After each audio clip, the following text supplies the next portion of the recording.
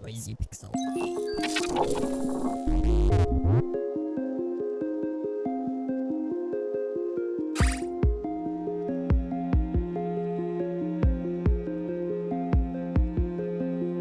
A recurring trope in otome games is for characters to be public domain. As someone who has read a lot of classic fiction, I find it fun to see where these characters get used and the author's interpretations of them. This made me feel like I was doing Code Realize, Guardian of Rebirth a disservice, since my main motivation for playing was Victor Frankenstein. After playing, I can see why this series is spoken of so highly within the community. More importantly, it's not just because of good-looking anime boys that make it so great, though that is a pretty compelling reason.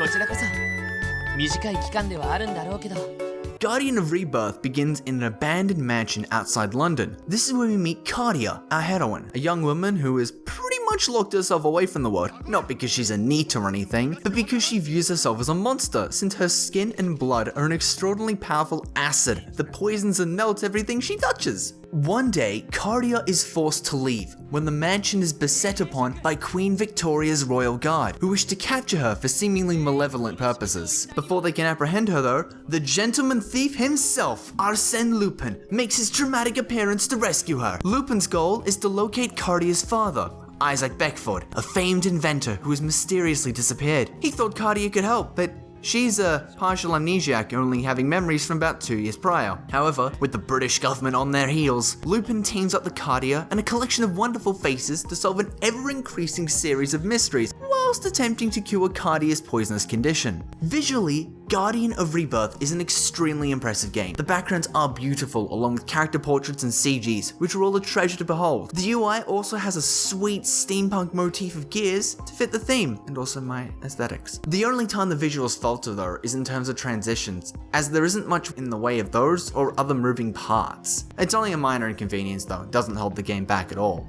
Guardian of Rebirth also gives Cardia a face, which is something you don't see in other visual novels. You can see her portrait in the bottom corner, and she has a collection of expressions and even an outfit change. Cardia may not have a voice, but she has a defined face, and it helps make her so much more relatable as a character. She's not the most complex off the bat, but her role is justified in a way that makes it both easy for her to function as a player standard without being, oh, look at this obvious player character when you clear the game. Speaking of clearing the game, there is a collection of endings to be found. As an otome, there are multiple routes, with each route linked to a particular love interest. Each route also has multiple bad endings, a normal ending, and a true ending. This could seem ominous, as many games with lots of endings can be quite obtuse. However, Guardian of Rebirth is rather simple with its choices. During the common route, before the story branches, decisions ultimately give you small amounts of agency or are explicit in getting you closer to a particular character route. When you finally reach the character routes, decisions fall into don't make stupid decisions during the routes. You will want to be careful though, as making your choices based upon popular romance tropes is very liable to get you killed. Somehow, this otome is all about thinking rationally and calmly. Who thought it, huh? I'll also add that it's a pretty seamless transition from the common route to character paths. I didn't even notice I'd moved on until the thumbnail for saving the game had changed. The common route story is a romp. It introduces all of your characters and gives them starring roles every now and then as they hunt down Cardia's father. Each character gets enough screen time that if you hadn't seen the introduction, you might not have thought that Lupin was the main love interest. It also helps that each character gets a serious amount of depth on their path, with others getting surprising reveals. This does, however, leave the common route feeling rather slow-paced as characters set up story events that don't have any relevance in other routes. However, upon a New Game Plus, players are able to simply lock in the route they wish to enter and skip to any previously unlocked chapter, which makes the endings extremely easy to access. And each of the characters' routes are extremely robust and quite fast-paced as they blitz you through completely different stories that all bring you to fantastic climaxes and are incredible amounts of fun. いやいや、そう感じるのは君が優秀な生徒だからさ。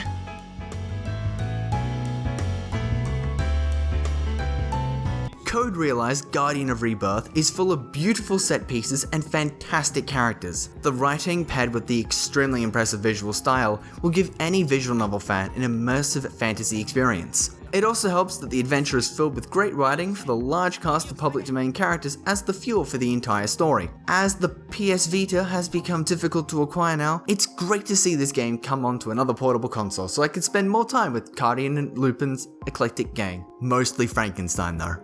I love my sweet summer child. Noisy Pixel is giving Code Realize Guardian of Rebirth an 8.5 out of 10.